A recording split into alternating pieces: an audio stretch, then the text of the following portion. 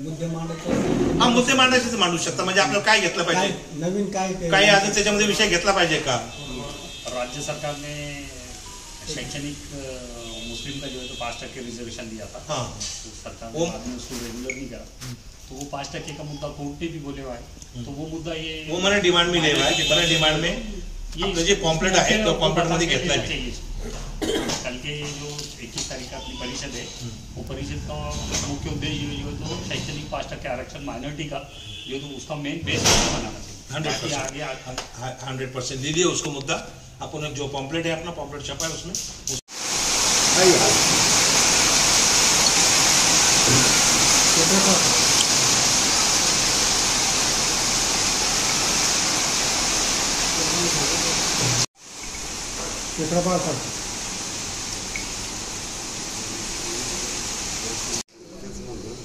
दलित OBC minority आदिवासी इस डोमा संगठन की जिला स्तरीय बैठक के आयोजन किया गया था।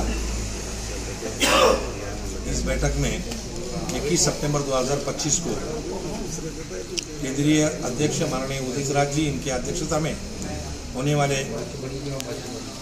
राज्य स्तरीय अधिवेशन के बारे में पूरे साधक बाधक चर्चा की गई। उसमें अधिवेशन में उठाए जाने वाले जो प्रमुख मुद्दे थे उसके ऊपर चर्चा हुई, जैसे कि शेतकरी को जो एमएसपी है वो दरडोई उत्पन्न के हिसाब से उसकी एमएसपी बढ़ना चाहिए। जब जब भी महंगाई बढ़ेगी तब तब एमएसपी उसकी बढ़ना चाहिए और उसको उसका दाम मिलना चाहिए। दूसरा जो है तो कामगार का जो अभी गवर्नमेंट ने डिसीजन लिया है क्या 8 घंटे के बजाय 12 घंटे करने का, वो एक जो कामगार अधिनियम है उसके एकदम विपरीत है, वो नहीं होना चाहिए। इसका एक हमने ठराव पास किया और उसको अधिवेशन में रेस किया जाएगा। उसके बाद में जो घरकुल योजना है औरंगाबाद शहर में, ये तकरीबन 3 लाख लोगों ने एप्लीकेशन किए हैं। 40,000 एप्लीकेशन किए हैं। वो 40,000 एप्लीकेशन अभी तक पेंडिंग है। अभी तक कोई 16 से अभी तक कोई उसको किसी को घरकुल दिया नहीं गया। दूसरा जो है तो मार्टी एक संस्था है अंडरटेकिंग गवर्नमेंट, उस संस्था को मार्टी के तहत जो भी निधि देता उस तरह का निधि मार्टी को देना चाहिए। इस तरीके का उसको ने ठराव पास किया है, उसके बारे में गवर्नमेंट को उसको रेस किया जाएगा। इस तरीके के बहुत सारे ठराव पास किए और कुछ पदाधिकारियों की नियुक्ति की। मुस्लिम आरक्षण उसके हाँ उसमें मुस्लिम आरक्षण जो है जो गवर्नमेंट ने 2014 में दी थी उसको कोर्ट ने 2014 में 15 में मंजूरी दी, लेकिन अभी तक इस गवर्नमेंट ने कोई उसके ऊपर कार्रवाई की नहीं और आरक्षण दी नहीं। तो आरक्षण देने की मांग इस अधिवेशन में लिया जाएगा।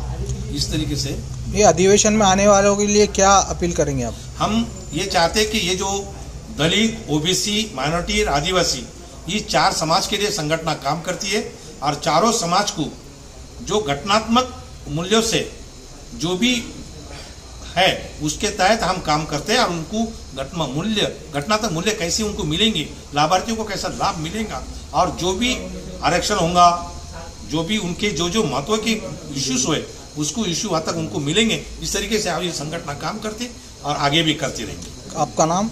मेरा नाम बादशाह पटेल, जिला अध्यक्ष डोमा दलित आदिवासी ओबीसी माइनॉरिटी संगठन। सब आ जाते उधर ले देंगे?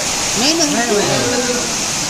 हाँ अंधेरा नहीं ओके जिल्हा कार्याध्यक्ष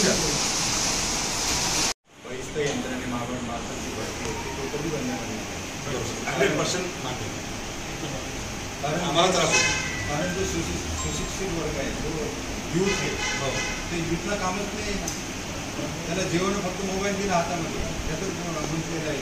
बरोबर त्याच्यामधून तो याची जी उत्पादकता आहे त्याचं जे एज्युकेशन आहे त्याचा वापरच कुठं आहे आणि तो बहिष्ठ असल्याकडे तेवढं काय तो सिरियस होत नाही, कामात राहत नाही तेवढं, कारण त्याला शासनाचे कोणते लाभच नाही, त्या शासनाचा जो कर्मचारी मानला जात नाही।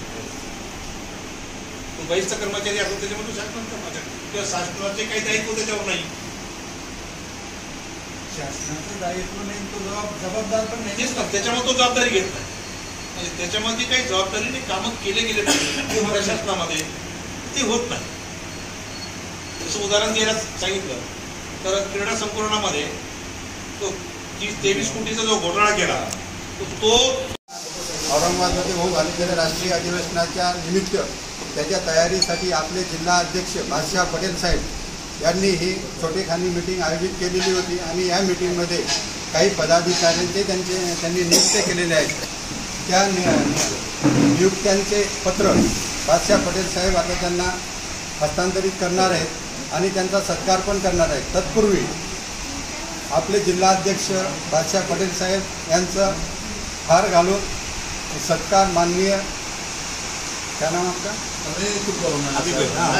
अभिभाई यांच्या घरामध्ये गेल्या 25 वर्षापासून सरपंच पद आहे आणि ते राजकारणामध्ये असे व्यक्ती त्यांचा सत्कार करतात.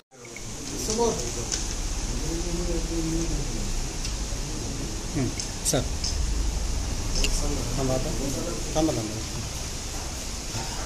कुछ लोग पीछे से आ जाओ ना. मागून ये.